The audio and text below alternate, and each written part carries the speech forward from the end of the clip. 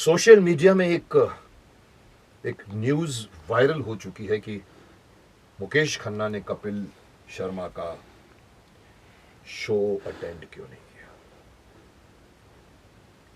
किसी ने अपनी तरफ से खुद वीडियो बना के डाली, अपनी तरफ से खुद का कारण निकाला कि दो दो ऑप्शन हो सकते हैं। एक तो मुकेश खन्ना को इनवाइट नहीं किया गया होगा, या दूसरा ये लगता है कि मुकेश खन्ना जी ने खुद मना कर दिया होगा। अब मैं इस कंट्रोवर्सी को हटाना चाहता हूं और बताना चाहता हूं कि yes, it is me who said no to this show.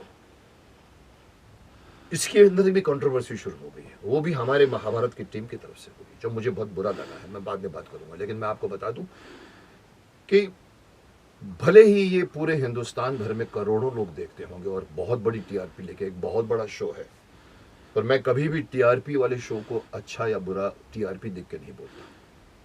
मैं हमेशा से कहता हूं कि करोड़ों लोग देखते हैं, इसलिए जरूरी नहीं कि आपको देखना है। आपको देखना है कि नहीं देखना है वो बताइए आप मेरे को। जस्ट बिकॉज करोड़ों लोग देख रहे हैं तो क्या आप बहती गंगा में हाथ धोना चाहते हो? मेरी राय है कि ये शो में आज से नहीं, बहुत टाइम से मेरे को इसके पीछे शिकायत है कि इससे ज्यादा वाहियात, इससे ज्यादा फुहड़ता से भरा हुआ, इससे ज्यादा अश्लीलता की और डबल मीनिंग डायलॉग्स लेके हर पल ऑब्सिनिटी की तरफ जाता हुआ ये शो है, जिसमें मर्द लोगों को औरतों के कपड़े पहना दिए जाते हैं और वो फिर उसमें कॉमेडी करते हैं। और मुझे हैरानी होती है कि लोग हंसते क्यों है उसके ऊपर। और कॉमेडी ऐसे नहीं है, कॉमेडी कॉमेडी सिर्फ कपड़े पहनकर और ए क्या कर रही है तू, बैठता हूँ मैं, अब तो ये करता हूँ, और लोग हंसते हैं। और हंसने के लिए भी एक स्पेशल कुर्सी बना के रखी हुई इस शो में, जिसको सिंहासन कहते हैं, जिसके ऊपर एक शख्स को बिठा दिया जाता है कि जो जोर से हंसता है, हंसी नहीं भी है तो भी हंसता है, और इसके लिए उसको पैसे मिलते हैं। और पहले ये काम आप सब भी जानते हैं, मैं जो बात कर रहा हूं, हमारे सिद्धू जी क्या करते थे। किसी कारणवश उनको हटा दिया गया, तो अभी हमारी अर्चना बहन करती है, जिनका काम होता है सिर्फ हा हा हा हा हा हा हा हा हा करना। ये कंसेप्ट यहां का नहीं, ये बाहर का कंसेप्ट है। ये बाहर ने डाला था कि जब किसी जगह पे कोई कॉमेडी में कोई पता नहीं हंसेगा कि नहीं, बिकॉज स्टेज तो होता नहीं है, तो वो लोग क्या करते हैं, लाफ्टर डालते हैं पीछे से, ताकि आपको भी लगे कि इसमें हंसना है मेरे को, तो हम भी हंसते हैं। मैं इस शो के बारे में इसलिए बोलना चाहता हूं कि जगह जगह पर डबल मीनिंग डायलॉग्स लिए जाते हैं। मुझे इसका ऑब्जेक्शन था, इसलिए मैंने इस शो के बारे में तब मना किया जब गूफी पेंटर, हमारे शकुनी मामा, मुझे लगता है जब महीना पहले ये बात निकली थी, उन्होंने कहा मुकेश रामायण की टीम को बुलाया है कपिल शर्मा के शो में। मैंने कहा हाँ, मैंने भी सुना है, तो लगता है हमको भी बुलाने वाले हैं।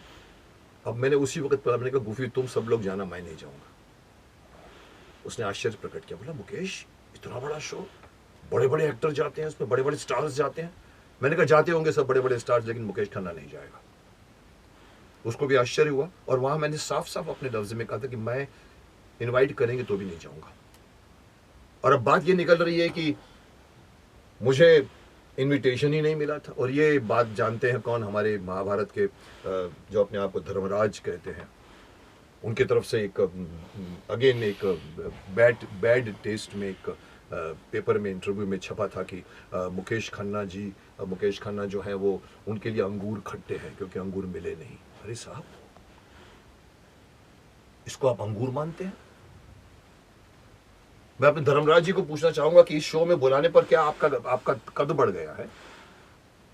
ये बड़े बड़े जितने भी स्टार्स लोग जाते हैं वो जाना पड़ता है, क्योंकि अंदर की बात अगर आपको मालूम हो तो कॉन्ट्रैक्ट में साइन होता है कि आपको हर जगह प्रमोशन पे चलना पड़ेगा। बात यहां मुझे बुरी क्या लगी, उन्होंने कहा कि भाई अंगूर खट्टे हैं मुकेश जी को, और मुकेश जी कह रहे हैं कि उनको तो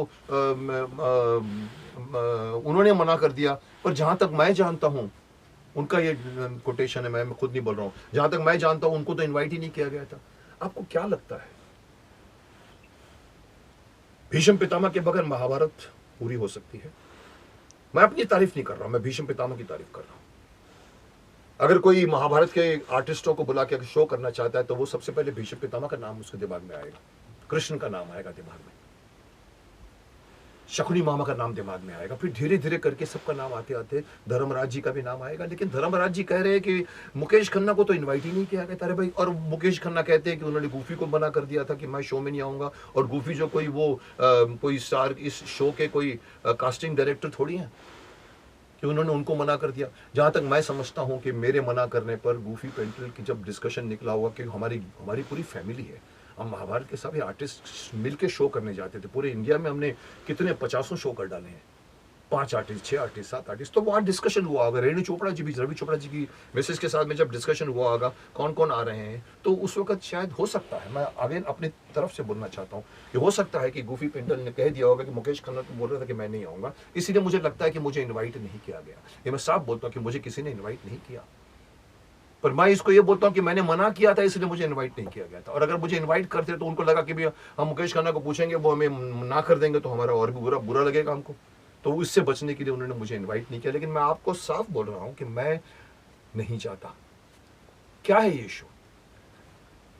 अच्छा है, ठीक है, पॉपुलर है, बहुत पॉपुलर है, हिंदुस्तान बैठ के देखता है, बहुत बड़ी टीआरपी है, करोड़ों लोग देखते हैं उसको, लेकिन है क्या ये शो? किसी ने अच्छा एक कमेंट पास किया, कमेंट्स में मैंने पढ़ा, उसने कहा अगर ये शो इसीलिए पॉपुलर है कि इसमें बड़े बड़े आर्टिस्ट आते हैं, उनको निकाल दो तो ये शो में कोई कंटेंट ही नहीं है, वो उनकी वजह से लोग देखता है कपिल देव के शो को। मैं बुराई नहीं करना चाहूँगा, कपिल शर्मा बहुत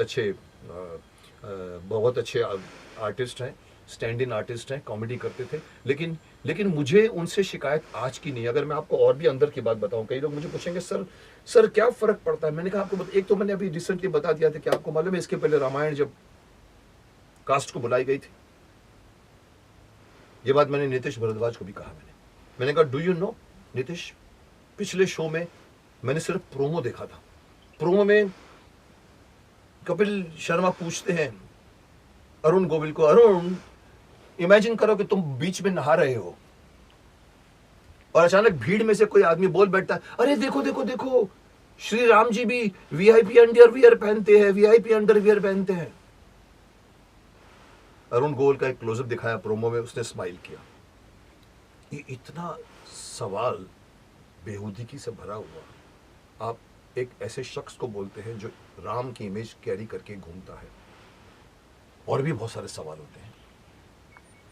अरुण गोविल ने, मैंने सुना, सिर्फ स्माइल कर दिया था, मुझे कि वो शो देखा नहीं, हो सकता है उसने जवाब भी दिया, पर मुझे नहीं मालूम क्या जवाब दिया, लेकिन मैं होता तो मैं कपिल जी का मुंह बंद कर देता